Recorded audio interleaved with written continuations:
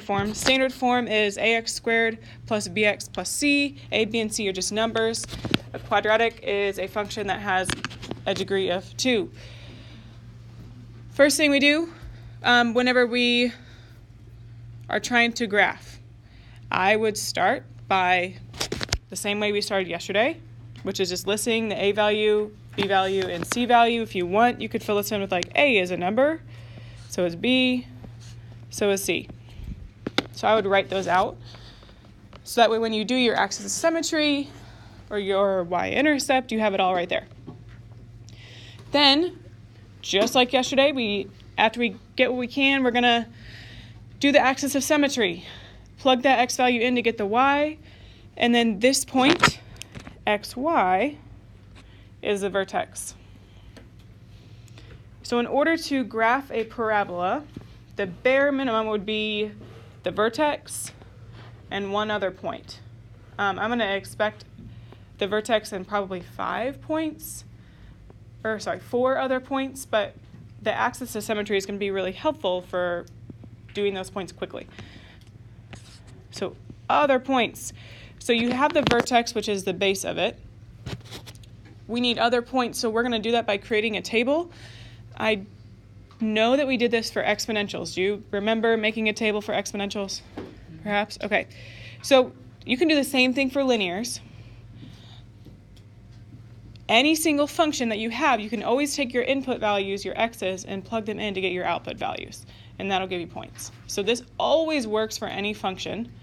So that's what we're going to do for quadratics, and we'll get in a good habit of it.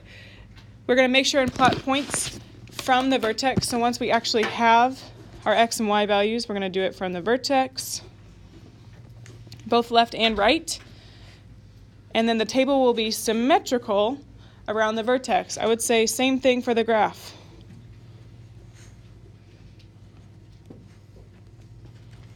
The axis of symmetry is just like it sounds. It makes things symmetrical.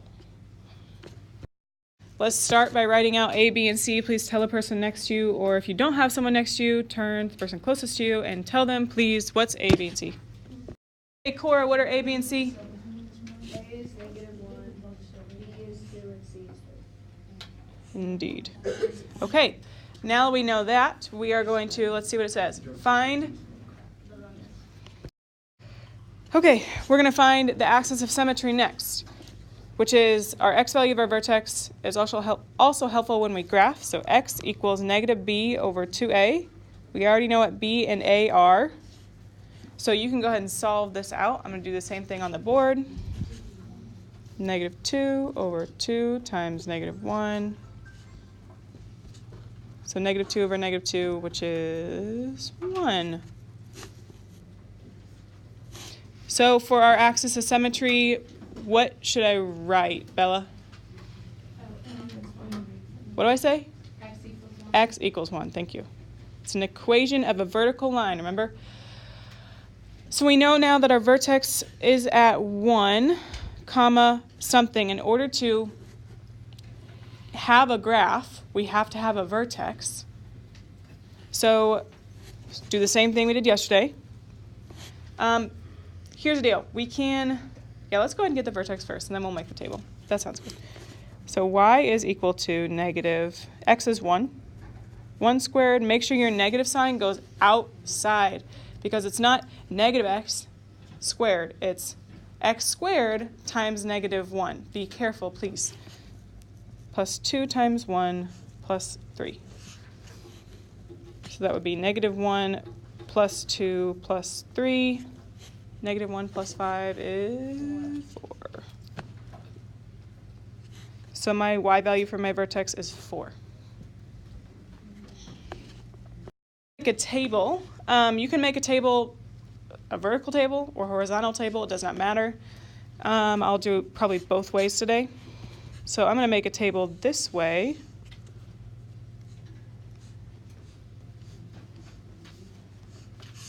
And this will be x, and I'm going to call y, I'll call it y for this one, but notice that it says f of x, which remember just means y. We want the parabola to be symmetrical around the vertex. I really only need 1, 2, 3, 4, 5. So let's get rid of this one.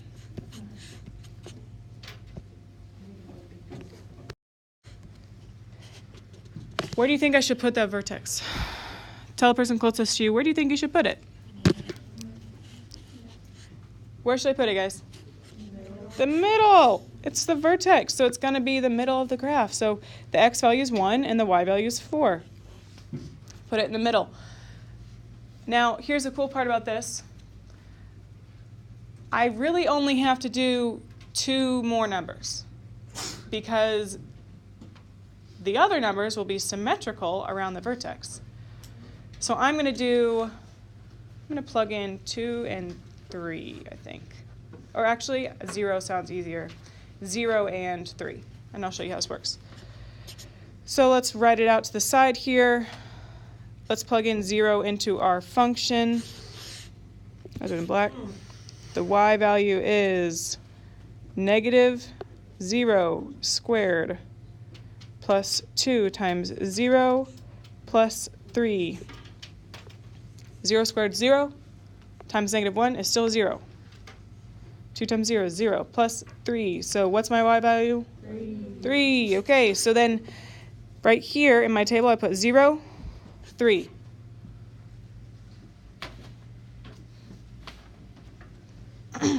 I'm going to do... Oh, and what do you guys notice about that? Yeah, what you see right here. So if you have a y-intercept and it fits in your table, you could just put it in there and take a shortcut. Okay, and let's do 3. So I'm running out of room. I'm gonna do it below. Y is equal to negative 3 squared plus 2 times 3 plus 3. Remember, that means 3 squared first, order of operations. 3 squared is 9, so that's negative 9 plus 6 plus 3, so it's 0. So I'm going to want these to be,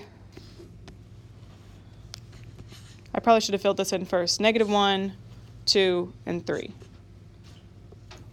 So I'm just doing the numbers that surround it. We just did 3, which is 0.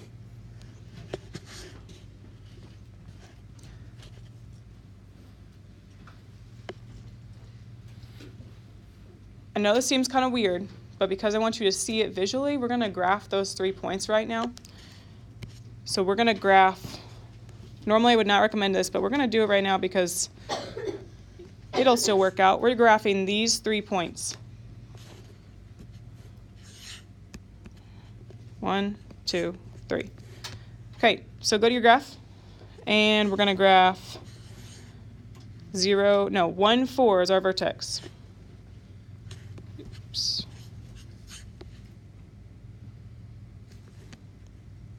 Next one is 0, 3. This should be opening down because it's got a negative a value. And 3, 0. Okay. It does not look like a parabola right now, maybe like a little bit.